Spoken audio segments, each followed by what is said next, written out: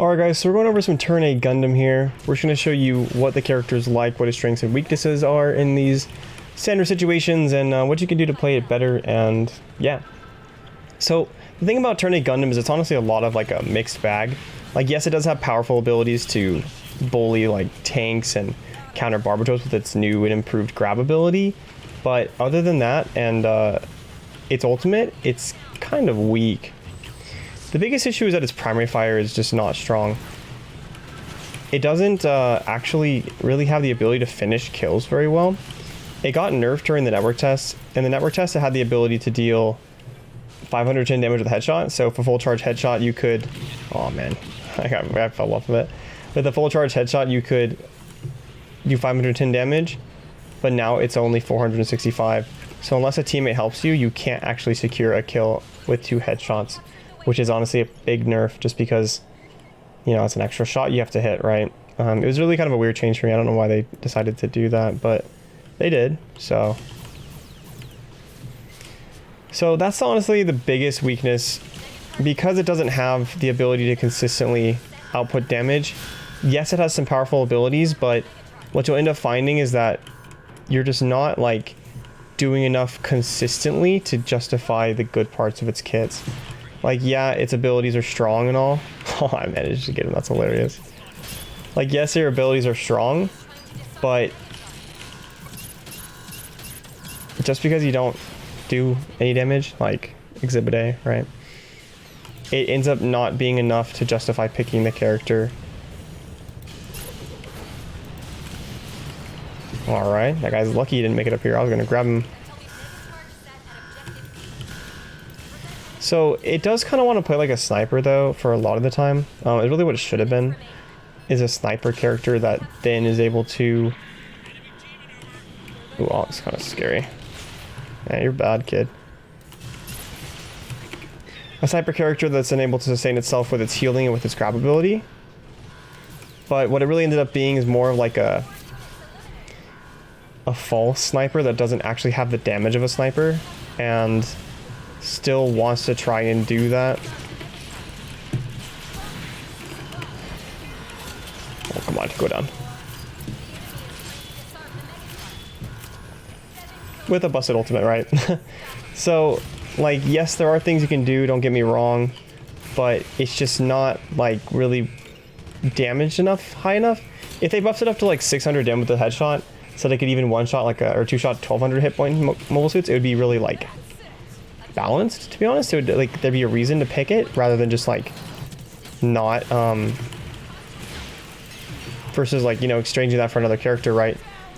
Like I said, yeah, the grab is strong, the ultimate's strong, but if you're not able to output the right type of damage and the right type of consistency before that comes down, then you're just going to be losing. Like, yeah, you'll win your ult fight, right, or whatever, but you aren't going to be winning much else. Now, having said that, it is pretty good counter to Barbatos, so that can help. You know, if you have a really pesky Barbatos you're trying to deal with, then, like, that can definitely solve some of those problems. I thought that guy was going to try and res right in front of me. And that can help with that, but again, it's just like, is that justifiable enough to play it over something else? Like when you be playing, like, you know, something like a Zaku 2 or something like that, that has that sort of damage, it can also help with something like that. So it's just kind of like the trade-off decision. Like, that's basically what you have to be thinking about when you're choosing a character for, like, how good it is, rather than just, you know, fun or something like that. It really just has to do with, like, is it a justifiable choice over another mobile suit? And in the case of Turn A Gundam, it oftentimes isn't. Like I said, if you're just feeling it, if it's like your character and you're popping off with it and you're constantly getting value out of grab and you're farming your ult really quickly so that you're fragging with your ult 2 all the time, then, like, yeah, maybe you can justify doing that. Oh, I should have gone closer. Basically, you want to, like, dash in then grab. So dash into your grab. It gives you some extra, gives you some extra distance to be able to, like, consistently hit those. Alright, ouch. Like that. And that ultimate's super strong. Okay. We're getting surrounded and bullied a little bit there, but, you know, we're planting, so we're doing well enough. You do also want to make sure you're holding your nanoskin pretty consistently on this character. It is a very powerful ability in and of itself, and it can be, you know, the difference between you like being able to sustain and hold something for a long time versus just like absolutely not being able to do that at all. Ouch. Versus like not being able to do that at all. And so if you're not saving it, there's gonna be plenty of times where you like just die because you didn't have it. So you don't always need to be using it essentially. Oh, no, let me get there. No way, man. I was hoping you could fly over that. Like, that's one of the things you can fly over and deal damage through anything. But some of the hitbox things are too high here. And that was one of them. It's just very powerful in situations like this too, where you can fly above it and just deal damage through it. And it can't even damage you. Even if you are exposed, a lot of times you do end up being capable of dealing a lot of damage with it regardless. Just because it's kind of hard to hit you if you're flying really high in the air.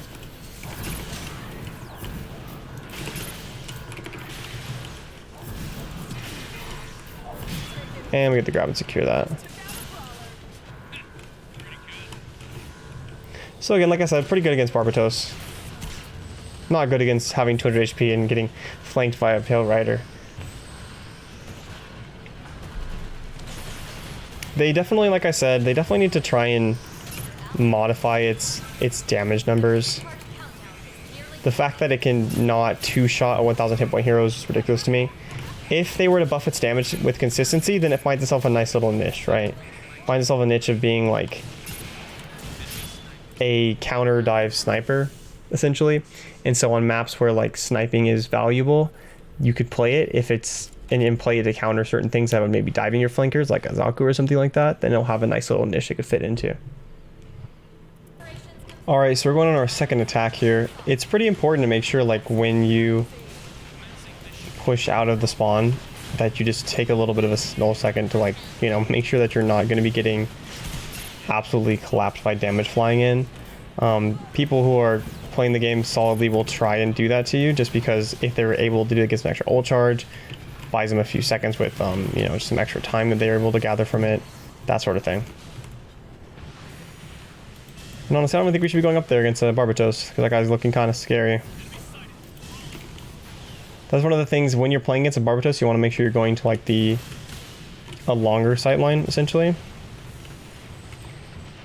so that it gives you more time to like prepare for it. And if you walk around corners, tight corners where like it's easy for them to see you and stuff like that, there's a good chance you're just going to get absolutely rolled. And rezzing is really good, so res your team, guys. Is that two? Wait, what? Oh my gosh. That guy walked there right after my Sazumi did, and I got kind of confused.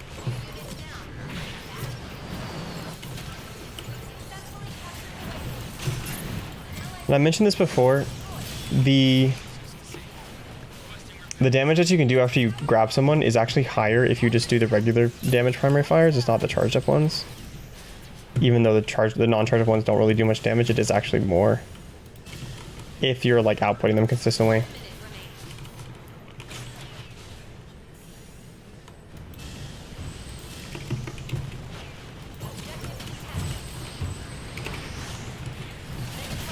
And remember, if you do miss that ability, make sure you just dash out of it.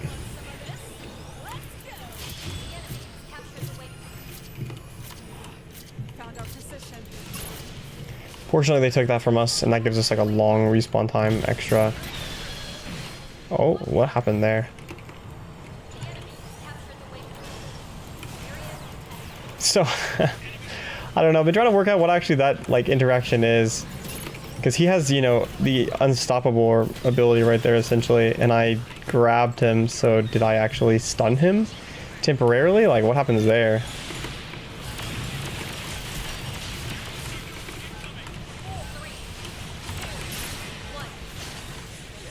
I mean, the mega charge, maybe we'll be able to get this. Nope. A little bit of an unlucky round, but again, you just gotta make sure you're dashing into your grabs. Like, I haven't been playing a lot of Tourney Gundam, but if you do that consistently, it'll get you a lot more value on the grabs. You'll be able to get them consistently, just because the grab range isn't that large.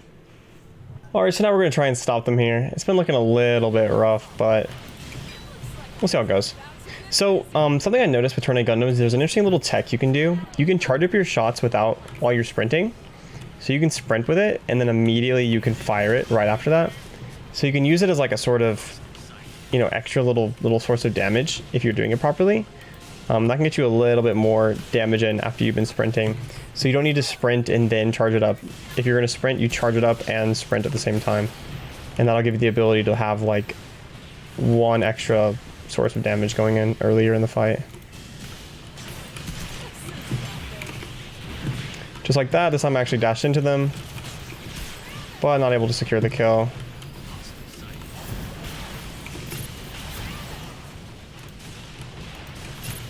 They're low.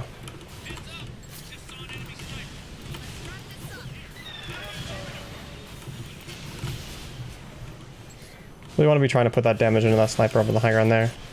I do have my ult in case they hard push us here. We most definitely don't want to let them back us up here, which they're about to do.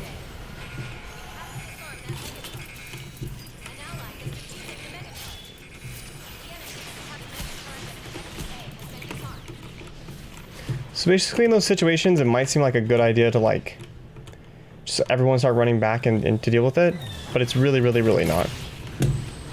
If you do end up doing that, it's basically just giving them all the space and letting them get close to the objective.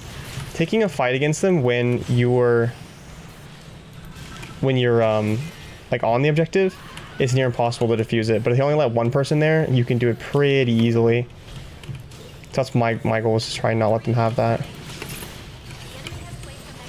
But this is looking a little bit.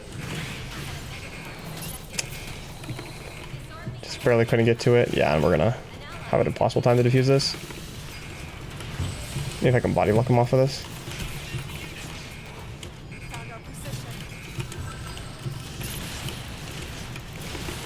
Basically trying to distract him as much as I can. That was the goal right there. Even if I can't win that 1v1, as long as I can stop them from planting, then we're fine there. But on this point, you have to control this high ground. If you don't control this high ground, then you're going to lose. Also, whenever you die, it's really important to like get into the habit of pinging people when you die. Pinging them when you're alive is good too, but I understand sometimes it can be like an extra mechanical thing you have to do, or an extra key you have to be pressing. But, but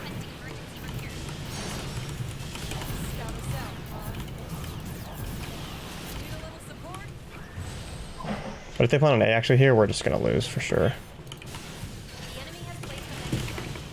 Oh, it's over. Yeah, I was trying to get over there. This is going to be impossible.